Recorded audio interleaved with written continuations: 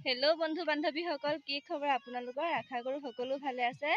আজি হৈছে ৰঙৰ উৎসৱ আৰু মোৰ ফালৰ পৰা ৰঙৰ উৎসৱ সকলোলৈকে শুভেচ্ছা থাকিল। হেপী হোলী সকলোলৈকে। আৰু দেখিছে নহয়, আজি মই এই ভিডিঅ'টো ক'ৰ পৰা ষ্টাৰ্ট কৰিছোঁ? পথাৰৰ মাজৰ পৰা। আৰু এটা কথা কি জানেনে?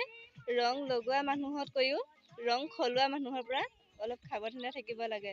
কাৰণ কিয়নো ৰং লগোৱাজনটো ভালেই থাকে আৰু ৰং সলোৱা মানুহজন কেতিয়া ক'ত সলনি হৈ যায় কোনো তাৰ ঠিক নাই।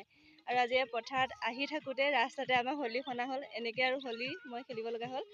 আৰু এইকেইজনীয়ে দেখিছেনে? চাব আছে সিহঁতে দেই অলপ।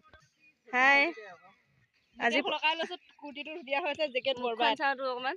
আৰু ঘূৰি দে গোটেই হোলী লগাই দিলে। এইফালে এজনী এনেকৈ আজি কামত লগাই দিছোঁ আৰু সিহঁতক দেই।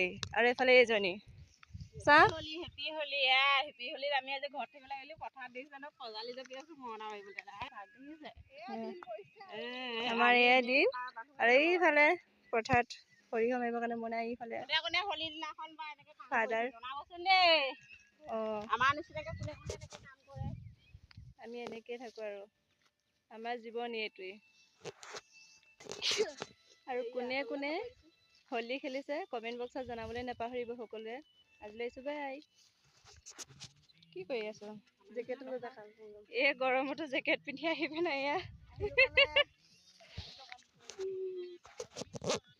খুলি থ'ব লাগিব ছোৱালী, এনেকৈ নহ'ব।